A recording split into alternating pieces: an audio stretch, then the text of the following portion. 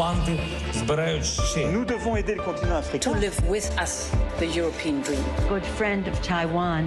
Europe 1, bonjour. Votre revue de presse internationale, nous sommes d'abord au Royaume-Uni. Bonjour Élodie Goulesque. Bonjour. À la une de la presse britannique.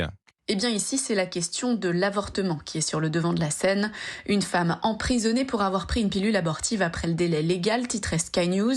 Alors la chaîne anglaise rappelle que c'est une loi de 1861, actualisée plusieurs fois, qui détermine le délai légal à 24 semaines pour un avortement.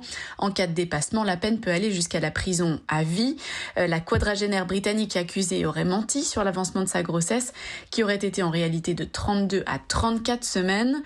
Une sentence terrifiante selon Amnesty International qui rappelle qu'en 2023, il est choquant qu'une femme soit condamnée à 28 mois de prison, dont la moitié ferme, pour avoir avorté.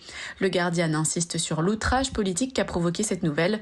Il cite notamment la présidente conservatrice de la Commission des femmes et de l'égalité des chances de la Chambre des communes, Caroline Knox, qui juge cette loi dépassée et appelle à sa révision. Nous sommes maintenant en Algérie avec vous, Nour Chahine. Les gros titres des journaux à Alger.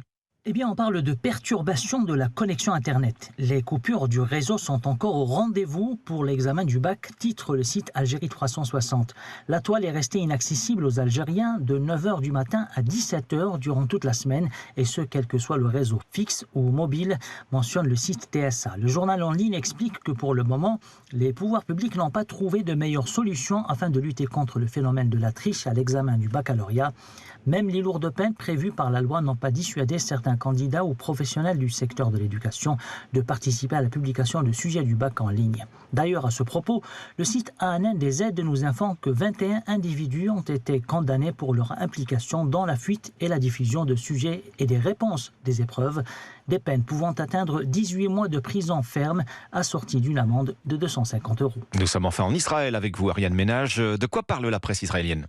Du chaos au sein de la coalition Netanyahou. Le Premier ministre a essuyé une défaite cuisante au Parlement, commente le Yediot Aharonot. Plusieurs députés de son propre parti, le Likoud, ont défié ses consignes de vote. Israël Hayom, pourtant réputé proche du Premier ministre, se demande s'il a perdu tout contrôle sur sa coalition 6 mois après son retour au pouvoir. En toile de fond de ces dissensions, le projet de refonte du système judiciaire exigé par les franges les plus radicales de l'actuel gouvernement.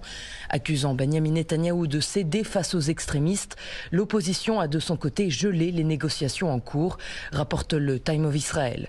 Depuis 6 mois, ce projet pousse dans la rue des dizaines de milliers d'Israéliens chaque semaine, un mouvement de contestation inédit dans l'histoire du pays.